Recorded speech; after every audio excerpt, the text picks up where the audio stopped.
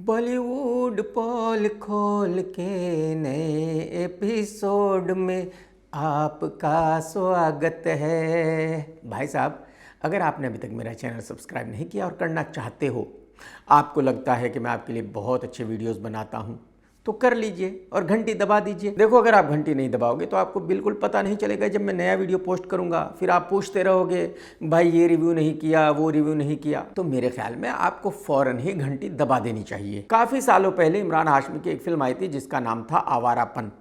Film super duper disaster रही थी। उस वक्त में इस फिल्म के निर्माता थे महेश भट्ट और मुकेश भट्ट साहब, लेकिन अब ये दोनों भाई अलग हो गए हैं।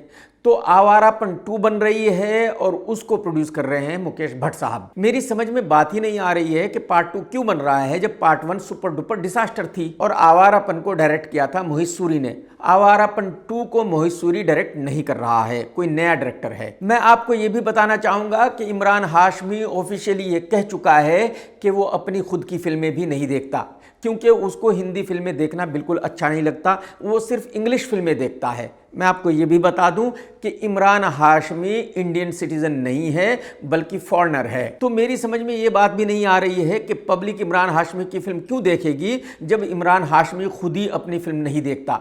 जब इमरान हाशमी को हिंदी फिल्मों से इतनी नफरत है तो वो हिंदी फिल्मों में काम क्यों करता है। और जो सबसे इंपॉर्टेंट चीज़ है वो ये है कि इमरान हाशमी ने कभी भी किसी ओरिजिनल कहानी पर फिल्म नहीं की।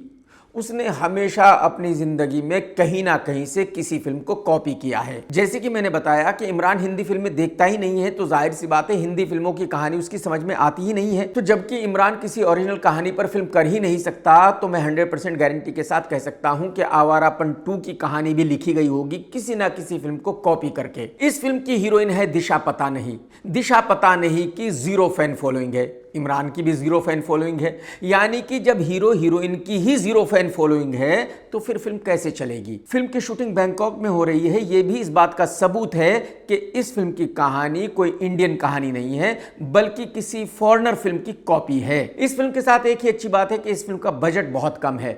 इमरान को दिए गए हैं सिर्फ 50 लाख रुपए और प्रॉफिट में हिस्सेदारी दी गई है। तो इसका मतलब यह हुआ कि मुकेश भट्ट साहब इस फिल्म को तकरीबन 15 करोड़ में बना लेंगे प्लस पीएनए।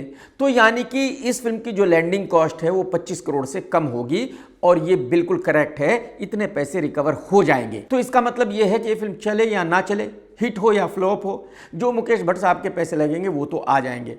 और ज़्यादा पैसे आएंगे तो इमरान हाशमी को प्रॉफिट में हिस्सेदारी मिलेगी, नहीं आएंगे तो नहीं मिलेगी, बात खत्म। बहुत सालों पहले मधुर भंडारकर की एक फिल्म आई थी चांदनी बार। उस फिल्म को हिट माना गया था। मैं आपको ये बता दूं कि वो ऐसी हिट नहीं थी कि भाई उस फिल्म ने 100-200 करोड़ रुपए का बिजनेस किया था। एक्चुअली उस वक्त में उस फिल्म ने तकरीबन 10-15 करोड़ रुपए का बिजनेस किया था। यही वजह है कि उस फिल्म को हिट माना गया था।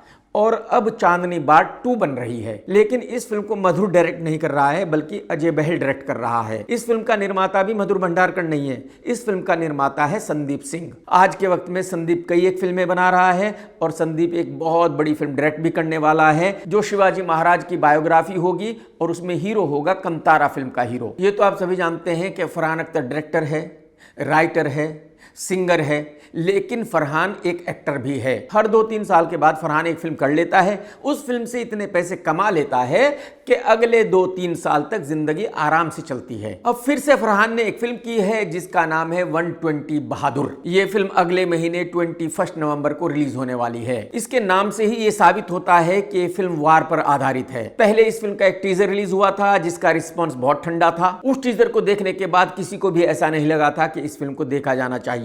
यही वजह है कि अब इस फिल्म का सेकंड टीजर रिलीज किया गया है। शायद जो इस फिल्म के निर्माता हैं उनको ये उम्मीद है कि भाई अगर फर्स्ट टीजर से कुछ नहीं हुआ था तो सेकंड टीजर कमाल का काम कर देगा। सेकंड टीजर के बाद ये फिल्म बहुत गर्म हो जाएगी, लेकिन ऐसा कुछ होने वाला नहीं है क्योंकि ये टीजर बहुत ही ज्यादा खराब है। इस टीजर में कुछ भी नहीं है। इस टीजर में सिर्फ इतना ही दिखाया गया है कि फरहान अख्तर एक आर्मी ऑफिसर है जो सरहद पर वार लड़ रहा है। बाकी टीजर में वही है जो किसी भी वार फिल्म के टीजर में होना चाहिए, यानी कि गोलियां चल रही है, चिल्ला रहे हैं, आर्मी मैन भाग रहे हैं, दौड़ रहे हैं, कूद रहे हैं। फरहान अख्तर की जो लास्ट फिल्म रिलीज हुई थी जिसमें फरहान बॉक्सर बना था वो भी बहुत बड़ी डिसास्टर रही थी और मेरे ख्याल में ये फिल्म इतनी बड़ी डिसास्टर रहेगी कि फरहान की पिछली फिल्म का भी रिकॉर्ड तोड़ देगी। 2 अक्टूबर को 2 फिल्में रिलीज हो रही है। वरुण धवन की फिल्म सन्नी संस्कारी की तुलसी कुमारी और कन्नड़ा फिल्म जो हिंदी में डब करके रिलीज की जा रही है कंतारा 2। दोनों ही फिल्मों की एडवांस बुकिंग चालू हो गई है, लेकिन दोनों ही फिल्मों की एडवांस बुकिंग बहुत कमाल की नहीं है, जबरदस्त नहीं है। मतलब ऐसी कमाल की एडवांस बुकिंग नहीं है कि भाई डे वन का बिजनेस होगा 25-30 करोड़ रुपए, जिसकी उम्मीद निर्माताओं को है। आज ट्यूसडे है, वेडनेसडे थर्सडे 2 दिन बाकी है। अब देखने वाली बात यह होगी कि अगले 2 दिनों में कितनी अच्छी एडवांस बुकिंग होती है। आर्यन खान की web series of Bollywood release हो चुकी है और इस वेब सीरीज ने बढ़िया बिजनेस किया है, यानी कि इस वेब सीरीज को बहुत लोग देख रहे हैं। ये वेब सीरीज नंबर 1 पर ट्रेंड कर रही है। तो यही वजह है कि जिन लोगों ने भी इस सीरीज में काम किया है वो अपने आप को सुपरस्टार मान रहे हैं। उनका मानना ऐसा है कि उनसे बड़ा स्टार बॉलीवुड में कोई दूसरा बचा ही नहीं है। इस वेब सीरीज का मेन हीरो है लक्ष्य।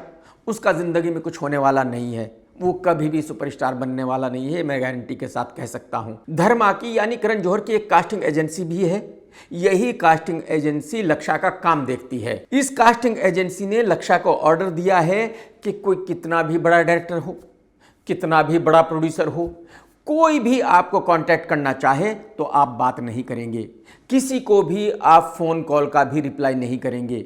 आगे आपको कौन सी फिल्म करनी है, कौन सी नहीं करनी है, ये हम डिसाइड करेंगे। कौन डायरेक्टर होगा, कौन प्रोड्यूसर होगा, ये हम डिसाइड करेंगे। उसकी वजह यह है कि तुम आने वाले वक्त के बहुत बड़े सुपरस्टार हो। हम तुम्हें बहुत बड़ा स्टार बना चुके हैं और आगे इतना बड़ा स्टार बना देंगे कि बॉलीवुड में तुम्हारे मुकाबले का कभी कोई स्टार पैदा ही नहीं हुआ था। क्या क्या देखना पड़ेगा एक ही जीवन में। मतलब कुछ भी। अरे भाई साहब, एक हमारे दोस्त हैं जाजू, वो ये कहते हैं कि प्रियंका चोपड़ा को मैंने बनाया था, लेकिन आज तक दूसरी प्रियंका चोपड़ा वो बना नहीं सके। किसी वक्त में रिक्कू साहब माधुरी दीक्षित के सेक्रेटरी हुआ करते थे।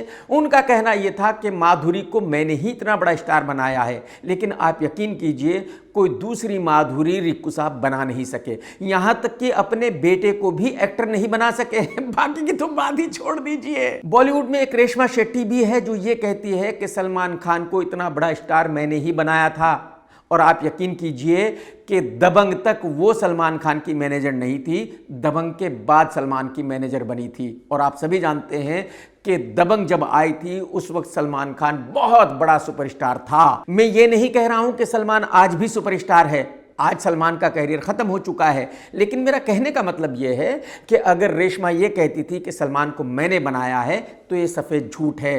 रेशमा जिंदगी में किसी को भी सुपरस्टार बना नहीं सकती। रेशमा शेट्टी पिछले 5 साल से अभिषेक बच्चन को सुपरस्टार बना रही है, अभी तक तो बनाया नहीं, बनाया क्या बल्कि कैरियर ऑलमोस्ट ख़त्म कर दिया है। और ये जो करण जौहर की कास्टिंग एजेंसी है, इसको पता है कौन चलाता है?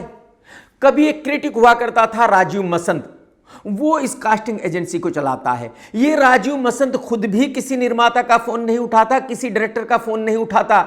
जो इसके चेले चपाटे हैं, असिस्टेंट्स हैं, वो रिप्लाई किया करते हैं। आप अंदाजा लगाइए। तो कहने का मतलब यह है कि राजीव मसंद इस लड़के के कैरियर को बर्बाद करके ही छोड़ेगा, मैं गारंटी के साथ कह सकता हूं। और जो इस वेब सीरीज में बाकी के एक्टर्स हैं वो भी इस वक्त हवा में उड़ रहे हैं। जो इसमें लड़की है वो अपने आप को बॉलीवुड की सबसे बड़ी एक्ट्रेस मान रही है। मैं इन सभी एक्टरों को ये बताना चाहता हूं कि आपका फिल्मों से कतई कोई लेना देना नहीं है।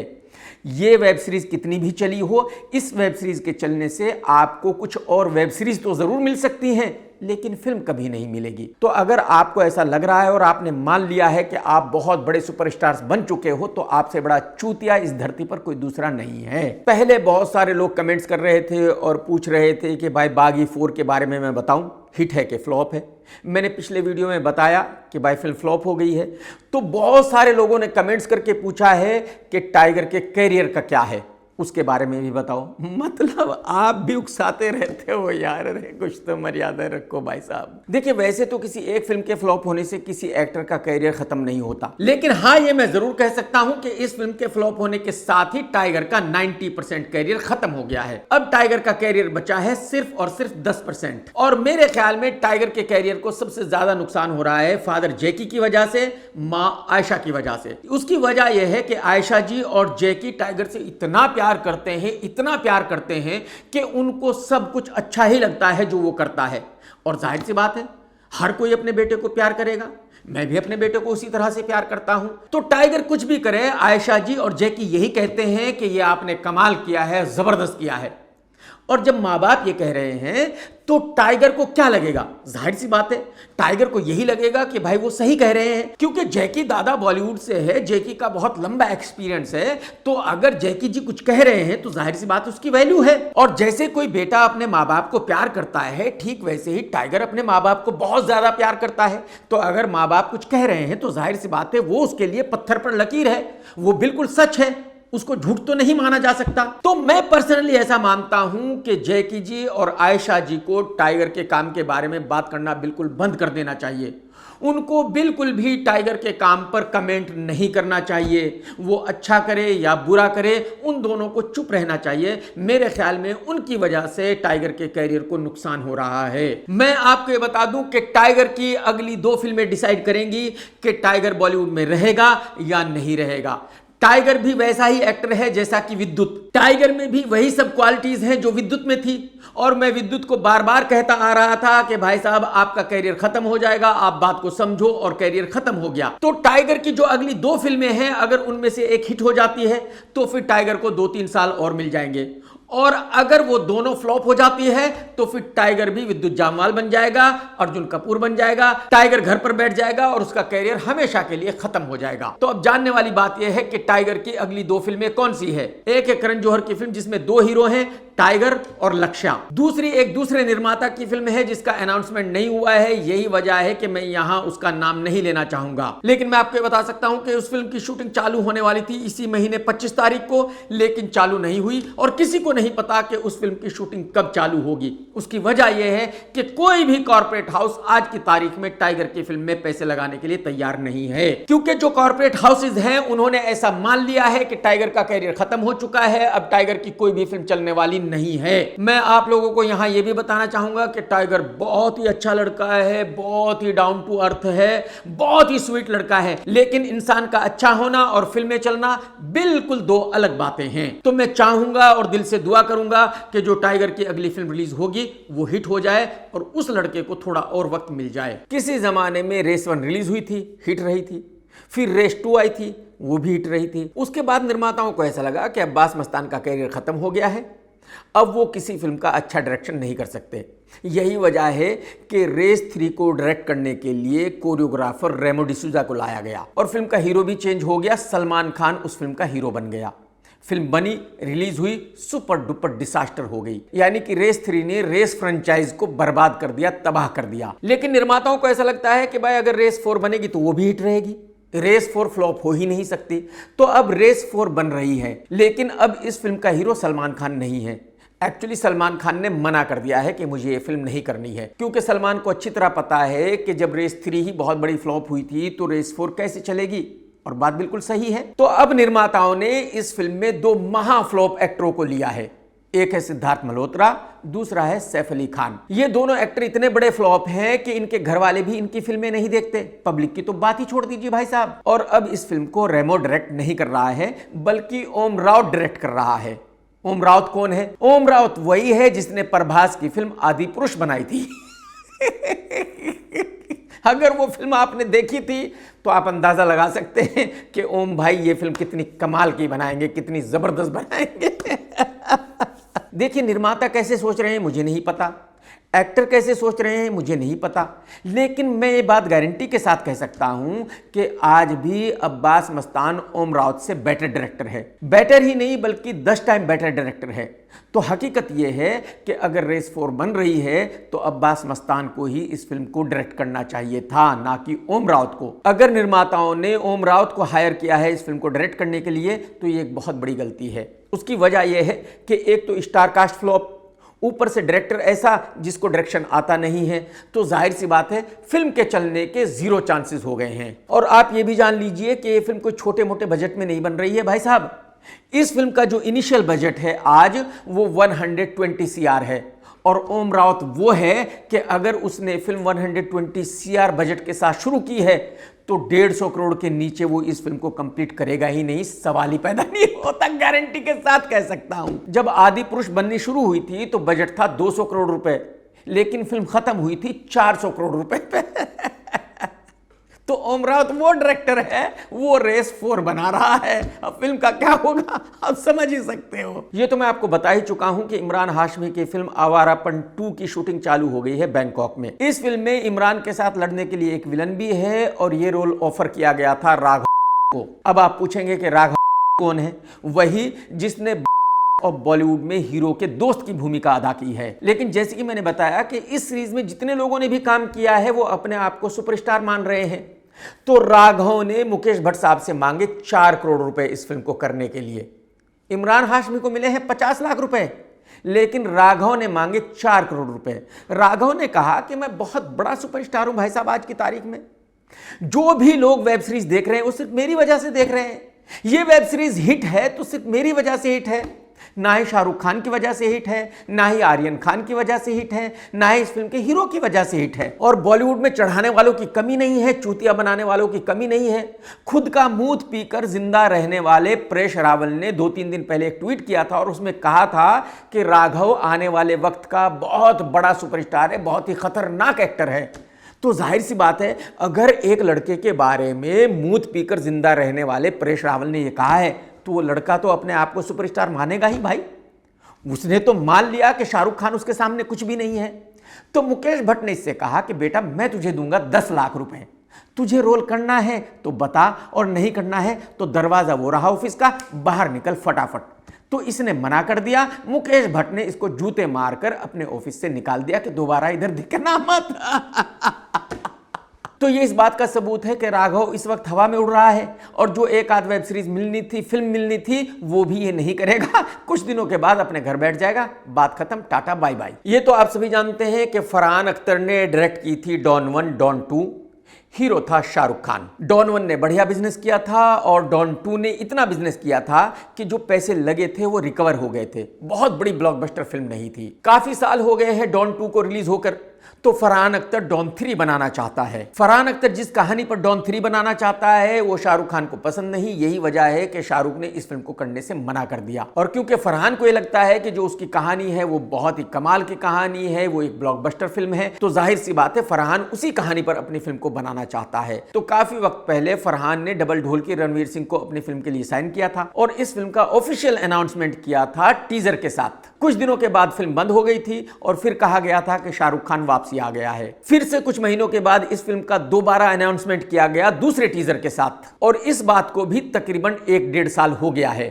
आज तक इस फिल्म की शूटिंग चालू नहीं हुई है और ना ही चालू होने वाली है। उसकी वजह यह है कि कोई भी कॉर्पोरेट रणवीर सिंह की फिल्म पर इतना पैसा लगाने के लिए तैयार नहीं है जितना पैसा फरहान अख्तर मांग रहा है। डबल ढोल की रणवीर सिंह के पास इस वक्त एक ही फिल्म है जिसका नाम है धुरंधर। इस फिल्म का टीजर रिलीज हो गया है। जिसने भी ये टीजर देखा है वो सकते में आ गया है। जिसने भी ये टीजर देखा है उसको पता है कि इस फिल्म का डिसास्टर होना तय है, गारंटी है। और अगर ये फिल्म डिसास्टर हो गई तो डबल ढोल की अपने घर पर बैठ जाएगा, कैरियर समाप्त हो जाएगा। तो धुरंधर का टीजर देखकर फरहान को भी गश आ गए और फरहान ने फिर से पलटी मार दी। अब फरहान चक्कर काट रहा है ऋतिक रोशन के घर के। ऋतिक को मनाने की कोशिश कर रहा है इस फिल्म को करने के लिए। और मैं आपको ये बता दूं कि तकरीबन 90% डन हो गया है। ऋतिक एग्री हो गया है इस फिल्म को करने के लिए। ऋतिक ने पहले भी अमिताभ बच्चन साहब की एक फिल्म के रीमेक में काम किया था जिसका नाम था अग्निपथ। फिल्म हिट रही थी और जो ओरिजिनल डॉन थी उसके हीरो भी अमिताभ बच्चन साहब थे। यानी कि अगर ऋतिक डॉन 3 में काम करता है तो इससे पब्लिक को कोई प्रॉब्लम नहीं होगी और मेरे ख्याल में ये ऋतिक के लिए भी बहुत अच्छा है, क्योंकि ऋतिक के लिए आज की तारीख में इससे बेटर प्रोजेक्ट हो नहीं सकता। ऋतिक के लिए आज की तारीख में इससे बेटर फिल्म हो नहीं सकती। मैं आपको ये बता दूं कि ऋतिक बहुत बड़ा कंफ्यूज आदमी है। बॉलीवुड का सबसे बड़ा कंफ्यूज ऋतिक है। तो ऋतिक ऐसा आदमी नहीं है कि भाई फरहान के साथ एक मीटिंग करेगा और कहेगा कि हाँ मैं फिल्म कर रहा हूं। नहीं, बहुत सारी मीटिंग्स करेगा, बहुत बार स्क्रिप्ट सुनेगा, बहुत कुछ सोचेगा समझेगा, तब जाकर हाँ करेगा कि हाँ मैं फिल्म कर रहा हूं। और जब तक शूटिंग चालू नहीं हो जाती आप ये नहीं मान सकते कि हाँ फिल्म बन रही है, क्योंकि ऋतिक वो आदमी है जो शूटिंग से एक दिन पहले भी किसी फिल्म को छोड़ सकता है। लेकिन मेरी सोर्सेज के मुताबिक ऋतिक 90% एग्री हो गया है और जल्दी ही ऑफिशियल अनाउंसमेंट किया जाएगा कि डॉन 3 कर रहा है ऋतिक रोशन। और आप यकीन कीजिए जिस दिन ये ऑफिशियल अनाउंसमेंट आएगा कि डॉन 3 का हीरो ऋतिक है, रणवीर सिंह नहीं, उसी दिन डबल ढोलकी के एल लग जाएंगे, करियर समाप्त हो जाएगा, टाटा बाय बाय हो जाएगा।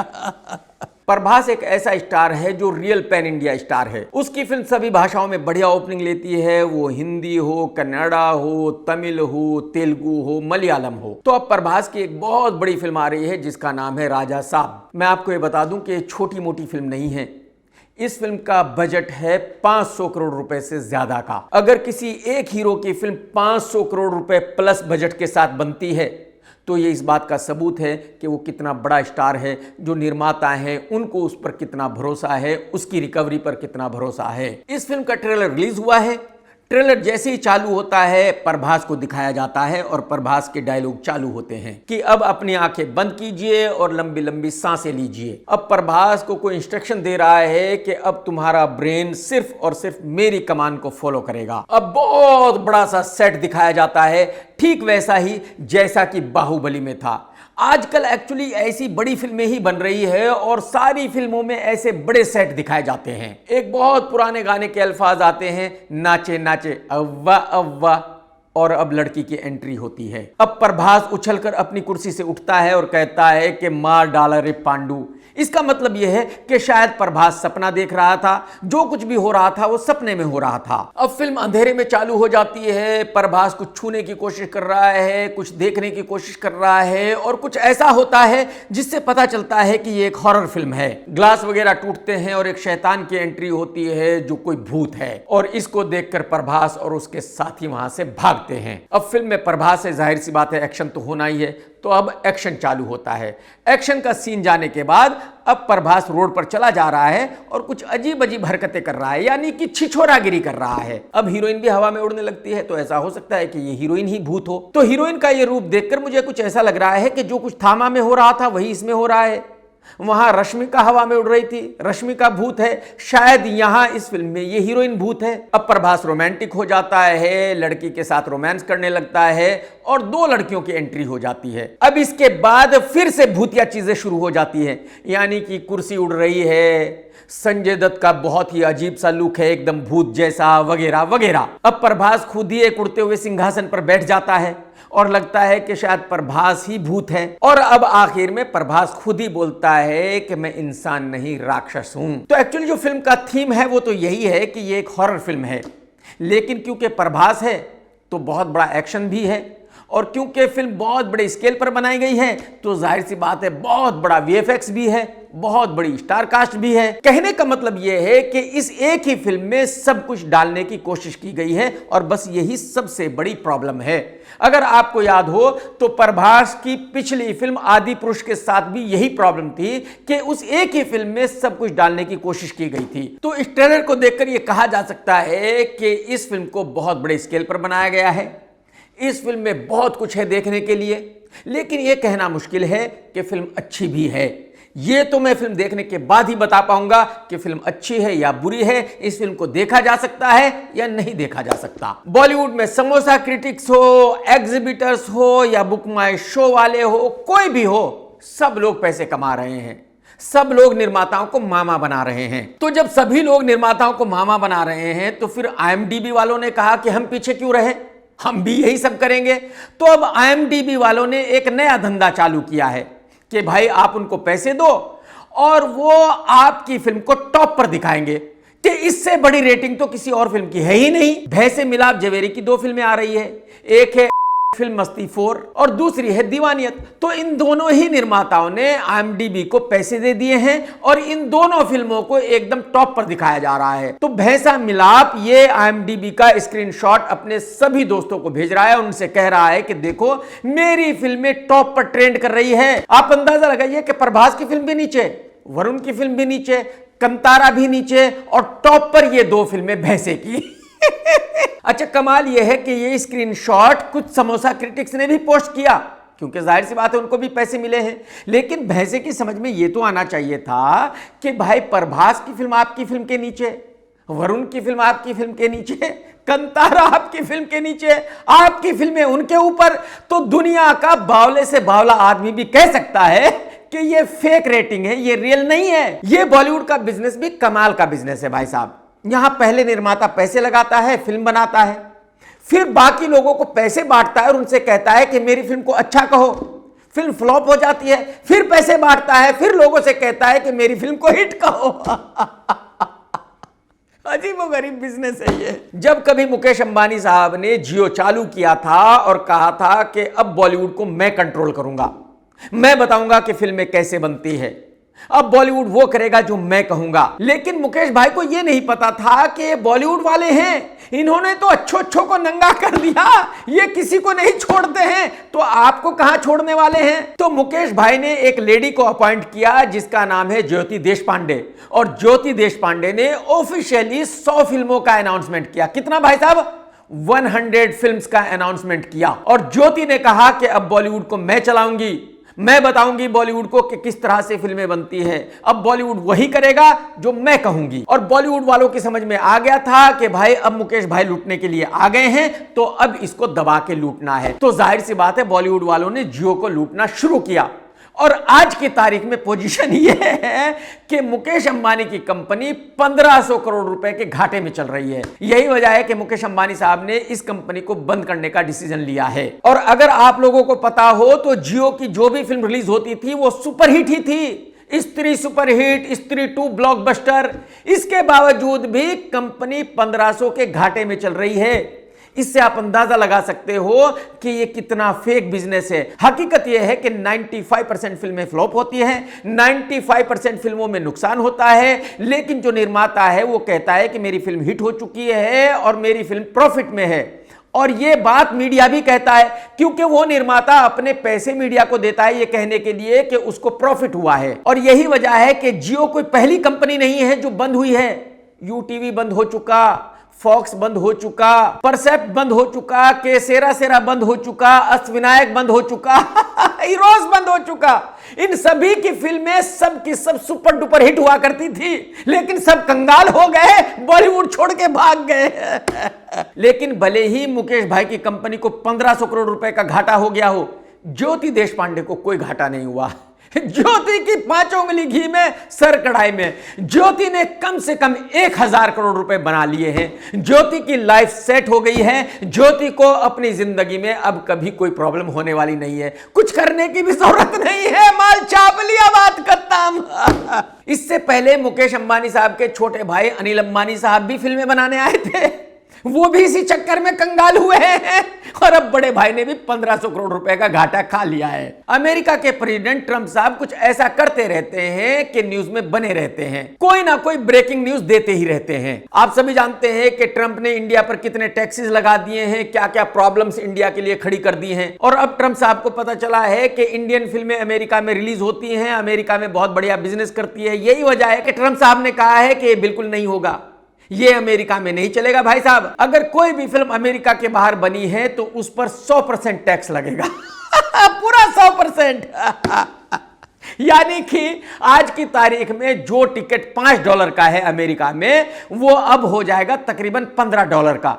तो जाहिर सी बात है कोई क्यों जाएगा थिएटर में फिल्में देखने के लिए। तो कहने का मतलब यह है कि जो इंडिया की फिल्में अमेरिका में रिलीज हुआ करती थी, बहुत बढ़िया बिजनेस किया करती थी, निर्माता बहुत अच्छा पैसा कमाया करते थे, वो भी अब खत्म होने वाला है। मेरे ख्याल में 100% टैरिफ लगने के बाद अमेरिका में 50% थिएटर्स बंद हो जाएंगे, टाटा बाय बाय हो जाएगा। बहुत बढ़िया कर रहे हो चचा, करते रहो आप, मजा आ रहा है कसम से। दोस्तों जो अगली खबर है वो बॉलीवुड से नहीं है, लेकिन कमाल की खबर है। इस खबर को आपको जानना चाहिए। आपने देखा ही होगा कि बहुत जगह ट्रॉलियां चलती है, यानी कि लोहे की रस्सियां लगी हुई है, उन रस्सियों पर वो ट्रॉलियां चलती है और उनमें बैठकर लोग चलते हैं, उनको मजा आता है। ऐसा ही एक जुगाड़ यूपी के एक शहर में बनाया गया है और इसकी लंबाई है तकरीबन 4.25 किलोमीटर। कितनी भाई साहब? 3.75 किलोमीटर। आप भी जरा ये वीडियो देख लीजिए। ये जो उड़न खटोला अभी आप अपने स्क्रीन पे देख रहे हैं, ये बनारस में बना है। टोटल डिस्टेंस है इस रोपवे का 3.75 किलोमीटर, मतलब कि 4 किलोमीटर से भी कम। और जो टोटल खर्चा आया है इसका, वो आया है 807 करोड़। देख लिया आपने। आपको क्या लगता है कि इस पर कितना पैसा खर्चा हुआ होगा? इस पर जो टोटल खर्चा हुआ है वो हुआ है 807 करोड़ रुपए, 807 CR रुपीज। मैं यूपी के मुख्यमंत्री योगी जी से इतना कहना चाहता हूं कि सर, मैं एक इंजीनियर हूं, मैं ये चीज आराम से बना सकता हूं, तो जब नेक्स्ट टाइम आप कहीं ऐसा ही कुछ बनाएं तो मुझे ठेका दे दे और मुझे सिर्फ 7 करोड़ रुपए दे दे सर। 7 करोड़ रुपए में 4 किलोमीटर लंबा ऐसा ही जुगाड़ में बना दूंगा। और आपकी बचत कितनी होगी सर? 800 करोड़ रुपए। कितनी सर? 800 CR rupees. ये छोटी मोटी बचत नहीं है सर, बहुत बड़ी बचत है। तो अगला ठेका मुझे ही देना सर। सर, कुछ तो सोच लेते ये बजट पास करने से पहले। और दोस्तों, अगर आपको याद हो तो कुछ दिनों पहले मैंने आपको एक ऐसी सड़क के बारे में बताया था जो दिल्ली में बनी थी, जिसकी कॉस्ट थी तकरीबन 200 करोड़ रुपीस पर किलोमीटर। यानी कि अगर उस सड़क को सोने से भी बनाया जाए तो भी सस्ते में ही बनती। और ये जो जुगाड़ आपने देखा है जो 807 करोड़ रुपए में बना है भाई साहब, अगर इसके खंबे भी सोने के बने, ये जो रोप है ये भी सोने की बने, ये जो ट्रॉली है ये भी सोने की बने, तब भी शायद 807 करोड़ रुपए नहीं लगेंगे इस पर।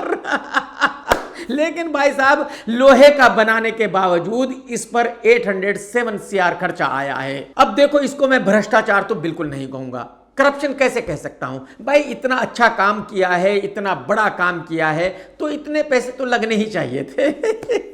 मतलब कुछ भी हो रहा है देश में, क्या क्या देखना पड़ रहा है साला एक ही जीवन में। कौन से गोले पे भेज दिया ऊपर वाले ने। दोस्तों, अगर आज का वीडियो आपने देखा है तो लाइक करना तो बिल्कुल मत भूलना। लाइक तो कर ही दिया करो यार, और कमेंट जरूर किया करो। मैं सारे कमेंट्स पढ़ता हूं यार, मुझे मजा आता है आपके कमेंट्स पढ़ने में। टेक केयर दोस्तों, टाटा बाय बाय, लव यू, जय हिंद, सत्यमेव जयते।